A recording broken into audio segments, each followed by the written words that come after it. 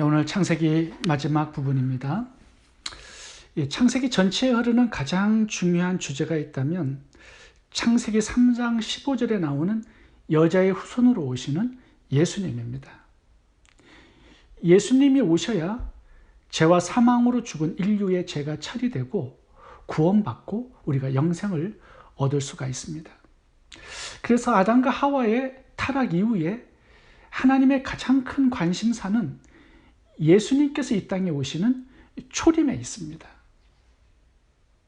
예수님께서 이 땅에 오시기 위해서는 한 가지의 조건이 필요하지요.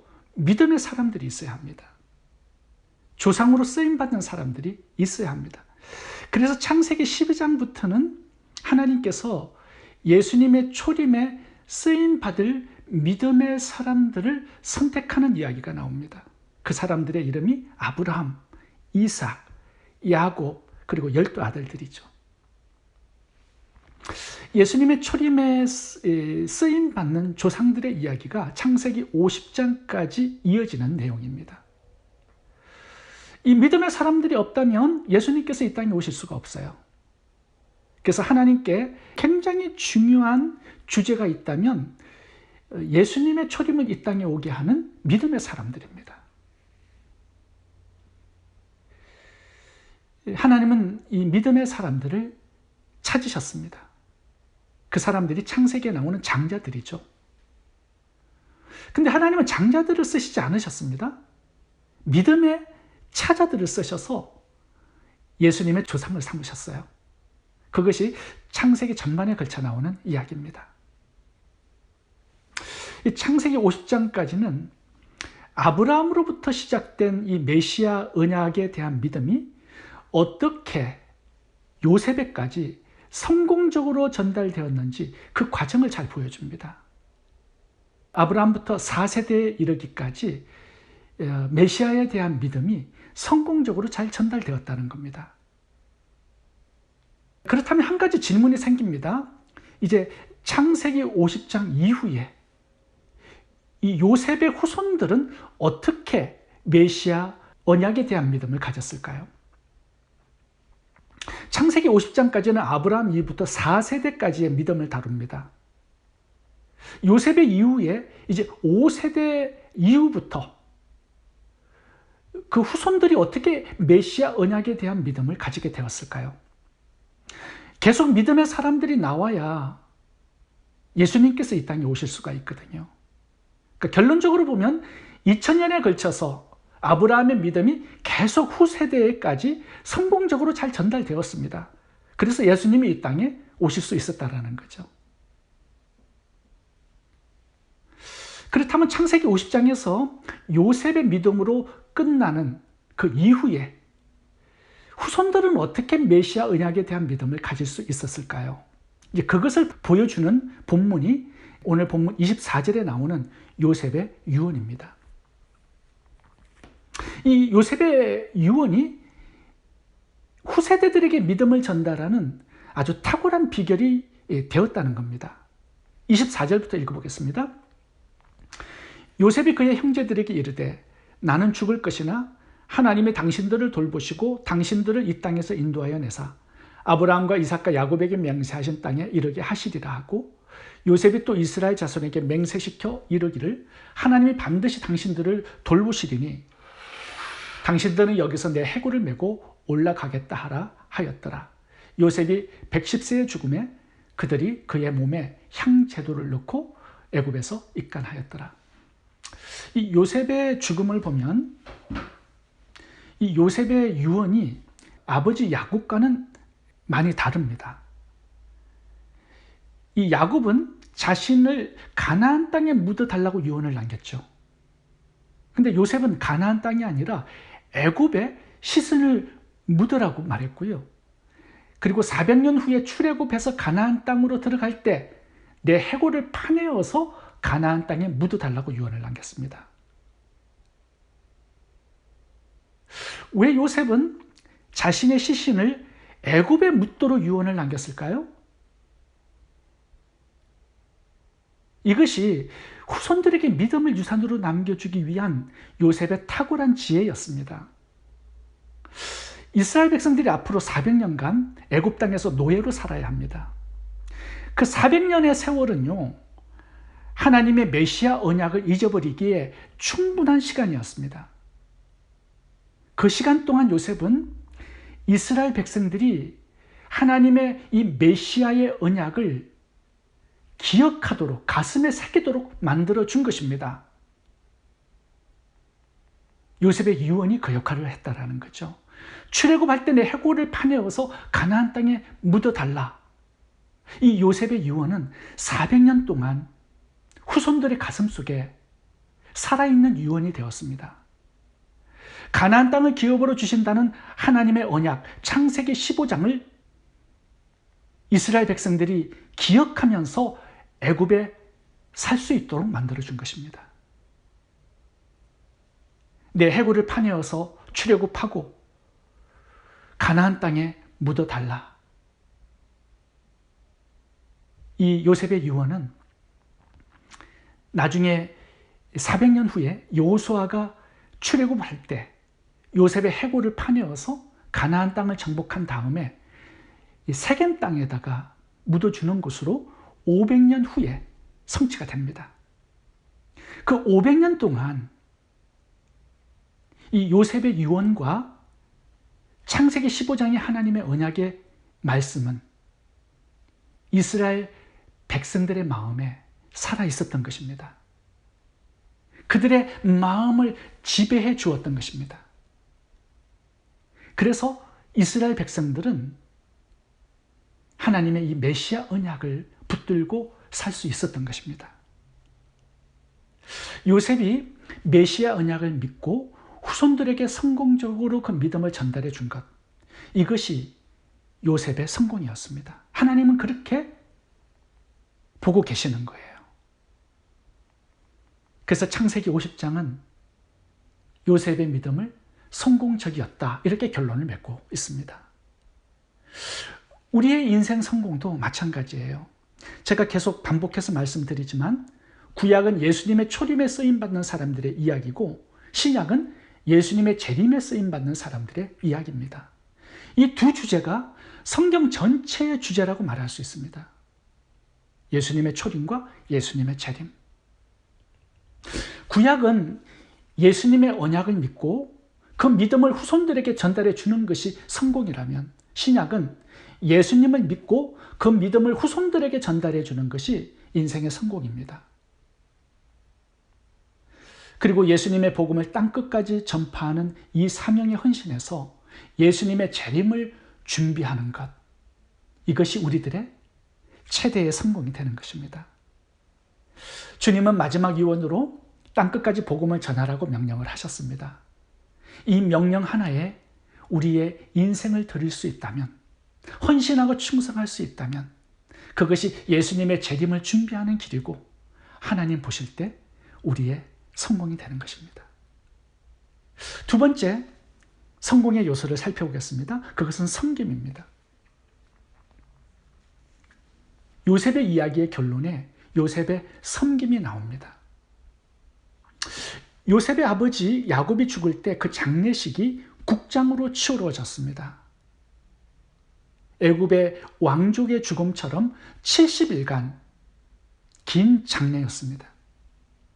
바로와 모든 신하들과 애굽 백성 전체가 70일간 애도를 했다고 기록되어 있습니다.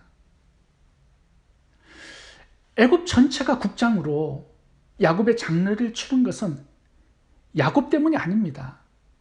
지난 과거에 요셉의 섬김이 있었기 때문입니다. 그 섬김을 야곱이 받은 것이죠. 애굽 모든 백성들은요, 요셉에게 엄청난 생명의 빚을 졌습니다. 요셉이 아니었다면 7년간의 흉년에 살 수 없었을 겁니다. 요셉이 아니었다면 주위 모든 백성들도 흉년에 살아남기 어려웠을 겁니다. 우리가 중요하게 보아야 할 것이 있는데요. 요셉이 죽은 이후에 400년 동안 이스라엘 백성들은 애굽에서 200만 명으로 번성을 했습니다. 그 200만 명이 애굽에서 필요를 공급받고 살면서 큰 국가를 이루게 된 것입니다. 애굽에서 먹고 살았어요. 200만 명이. 굉장히 큰 섬김을 애굽으로부터 받은 것입니다. 창세기 15장에 큰 민족을 이룬다는 하나님의 이 언약이 성취된 장소가 바로 애굽입니다. 이스라엘 백성들이 애굽의 섬김을 받게 된 비결이 뭔가요? 요셉의 섬김이 있었기 때문이죠. 요셉이 애굽의 총리 대신으로 80년간을 애굽을 섬겼습니다. 요셉의 후손들이 애굽에서 400년간 애굽의 섬김을 받았습니다. 그리고 큰 국가를 이루게 돼요. 또한 창세기 15장의 하나님의 언약을 성취하게 됩니다. 성경이 섬김을 명령하고 있고요. 우리들에게 강조하는 이유가 바로 여기에 있습니다. 우리가 남을 섬길 때 내 자신의 섬김을 받게 돼요. 그리고 그 섬김을 통해서 하나님의 나라와 뜻이 이 땅에 이루어지게 됩니다. 주기도문을 봐보세요. 주기도문의 전반부는 하나님의 나라와 뜻이 이 땅에 이루어지게 해달라는 기도문입니다. 근데 하나님의 나라와 뜻을 이 땅에 이루는 그 비결이 뭔가 주기도문의 후반부에 나와 있어요. 우리에게 일용할 양식을 달라고 기도하라는 거죠. 나에게 있는 양식을 우리에게 나누라는 겁니다. 이 나눔의 섬김이 하나님의 나라와 뜻을 이 땅에 이루는 비결이 된다라고 말씀하는 거죠. 이 구제와 양식을 나누는 섬김이 없다면 하나님의 나라와 뜻은 이 땅에 이루어질 수 없습니다. 섬김이 대단히 중요한 역할을 한다라는 거예요. 초대교회를 한번 봐보겠습니다. 초대교회는 구제가 많이 나옵니다. 얼마나 많이 나오냐면 사도행전 6전에 이 집사들을 세워야 할 정도로 구제가 교회 안에 참 많았습니다. 그래서 교회가 세상의 칭찬을 받았고요. 교회가 든든히 세워질 수 있었고요. 믿는 자들의 숫자가 늘어났다라고 기록하고 있습니다. 교회의 확장, 하나님 나라의 지경이 넓어지는 그 비결이 양식을 나누는 구제에 있었고요. 섬김에 있었다라고 말하는 겁니다. 삭개오는 구제와 섬김을 통해서 여리고성의 교회를 개척했습니다. 다비다는 구제와 섬김을 통해서 욥바성의 교회를 개척할 수 있었습니다. 우리의 구제와 섬김을 통해서 하나님의 나라와 뜻이 이 땅에 이루어지게 되어 있습니다. 마태복음 23장 11절을 읽어보겠습니다. 너희 중에 큰 자는 너희를 섬기는 자가 되어야 하리라. 마태복음 20장 28절.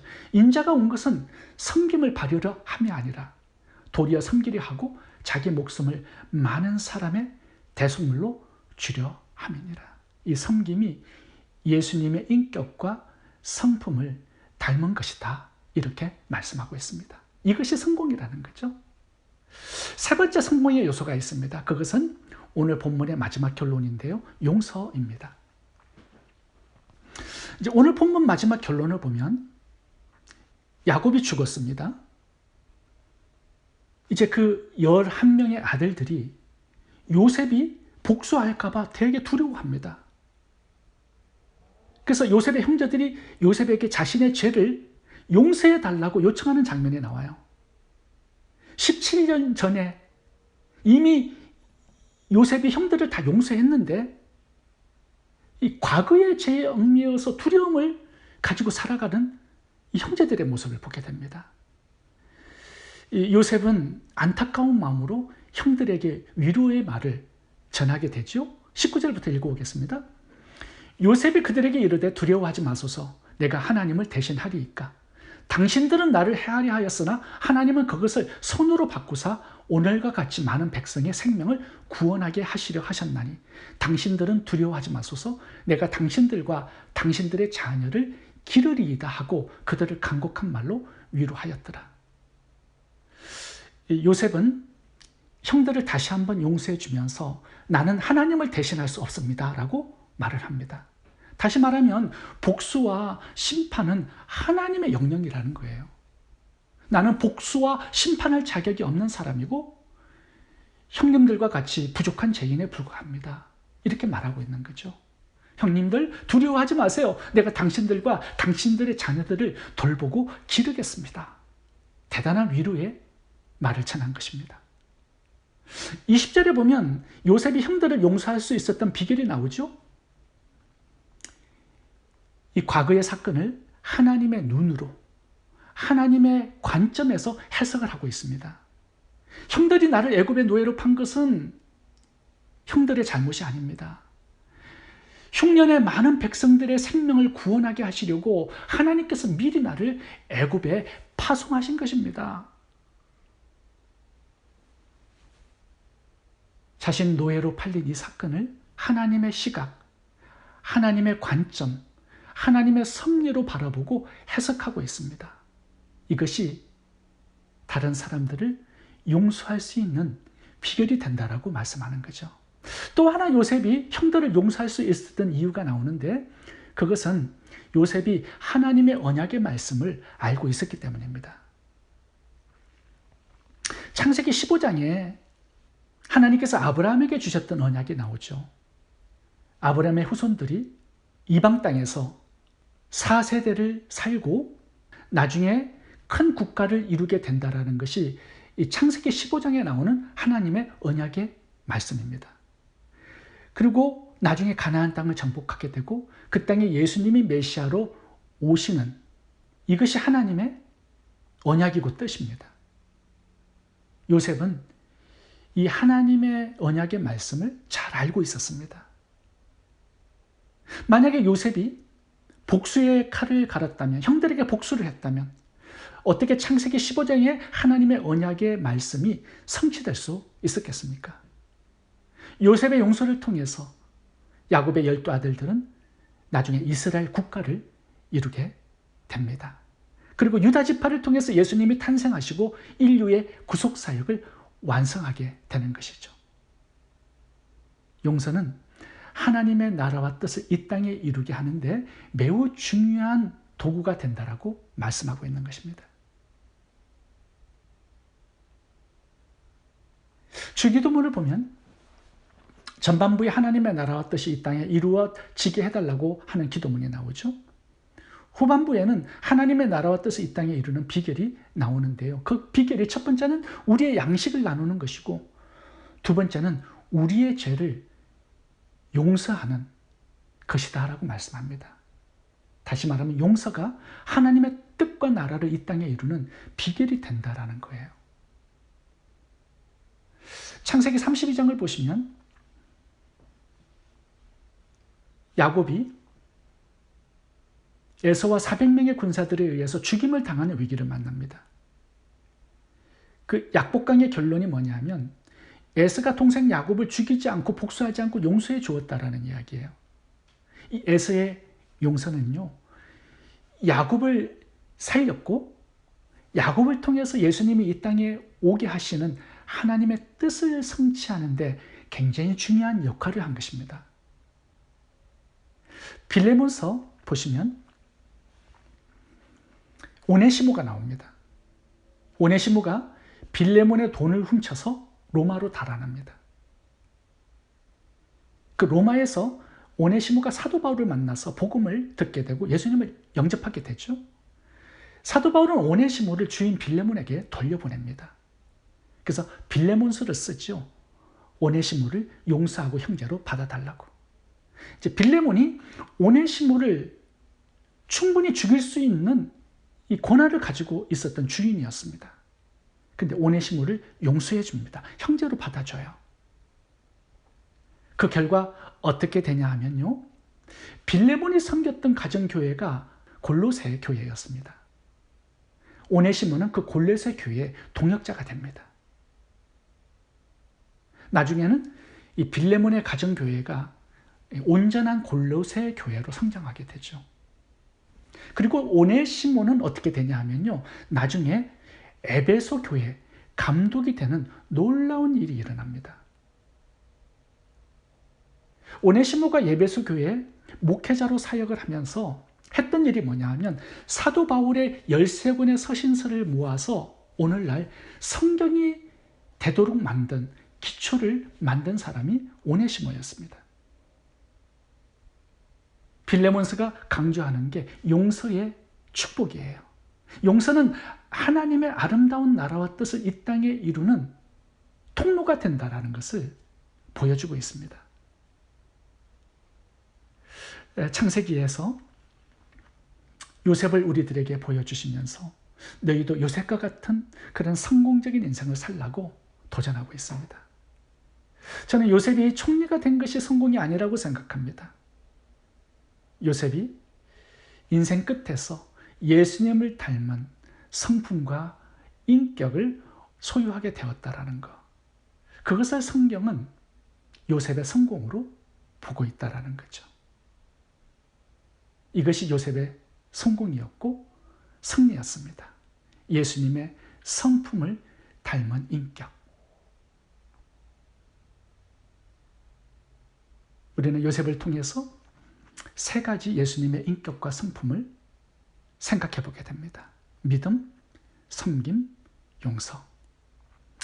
이 세 가지를 가지고 이 세상에서 성공하시고 또 승리하시고 하나님께 인정받고 칭찬받고 상급받는 주의 종들이 다 되실 수 있기를 바랍니다.